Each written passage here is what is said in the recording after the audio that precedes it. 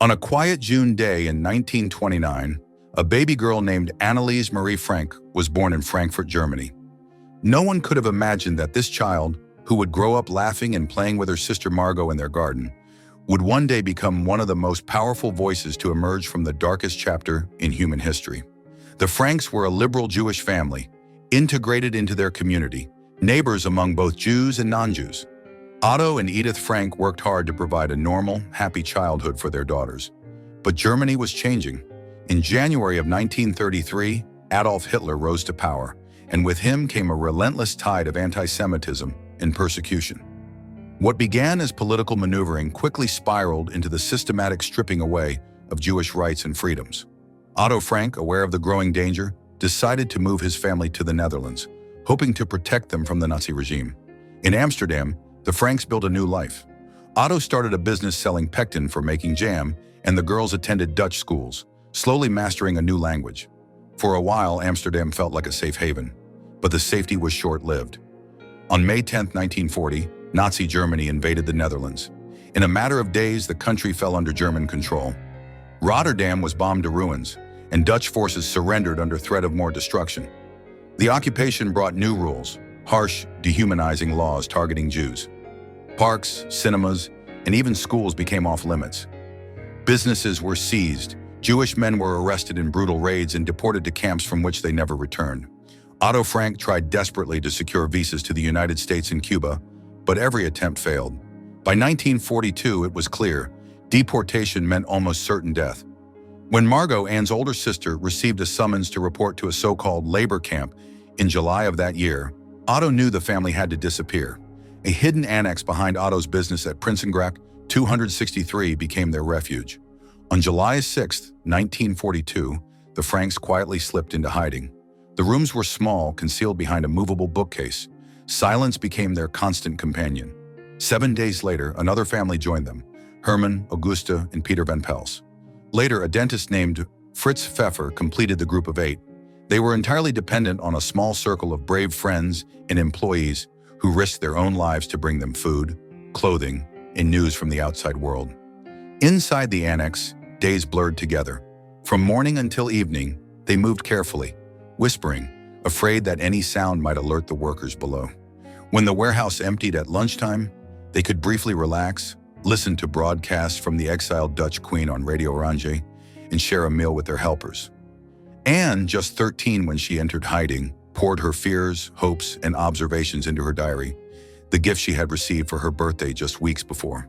Her words reveal a girl full of longing, humor, and dreams, even as the world outside descended into chaos. But danger was always close. By late 1942, Dutch collaborators were hunting Jews in hiding. Many who thought they had found safe places were betrayed. Of the roughly 25,000 Jews who went into hiding in the Netherlands, 1/3 would be discovered. For 2 years, the 8 people in the annex held on, their lives shrinking to those cramped rooms. And then, on August 4, 1944, their worst fear became reality. Acting on a tip, its source still uncertain to this day, SS officer Karl Silberbauer and Dutch police raided the building. The annex was exposed. Otto, Edith, Margot, Anne, and their companions were arrested.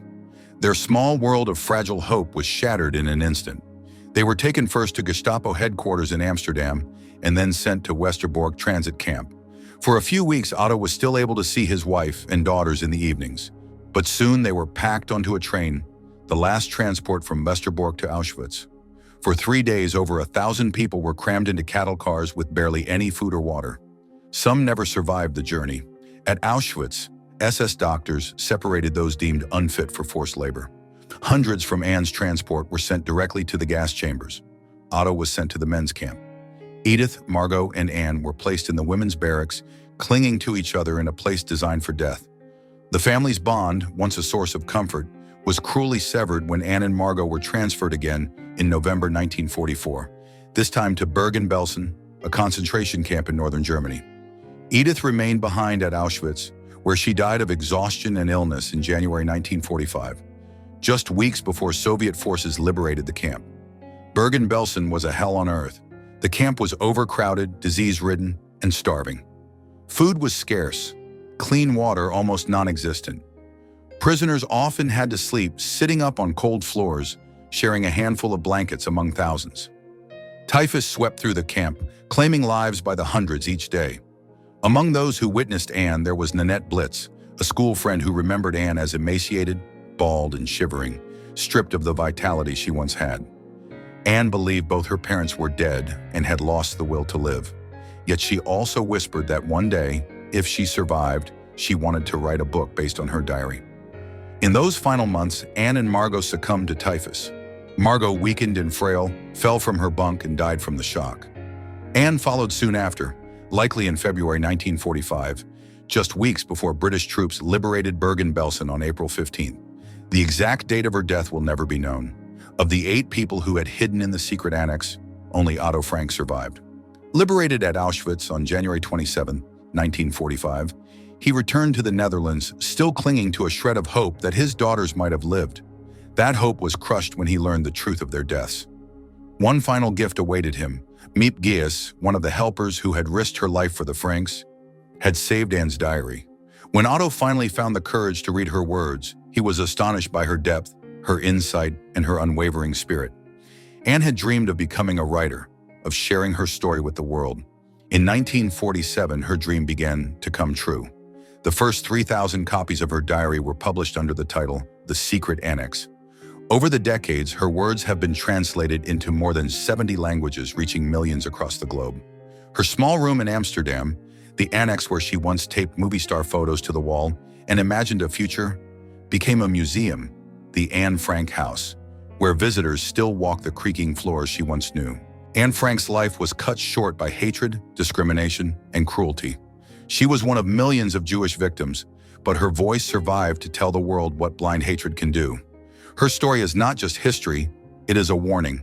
Her words remind us that even in humanity's darkest hours, the hope, dreams, and dignity of a single young girl can endure. And through her diary, Anne Frank will never be silenced. Even decades after the war, Anne's story continues to echo across generations. Her words are more than a memory. They are a call to conscience, urging humanity to stand against hatred and injustice wherever they appear. Every page she wrote is a reminder that even a single voice, silenced too soon, can ignite compassion, awareness, and the determination to build a world where such horrors are never repeated. Thank you for watching. If Anne Frank's story moved you, please like this video, share it with others who should hear her story, and subscribe to our channel for more powerful histories that must never be forgotten.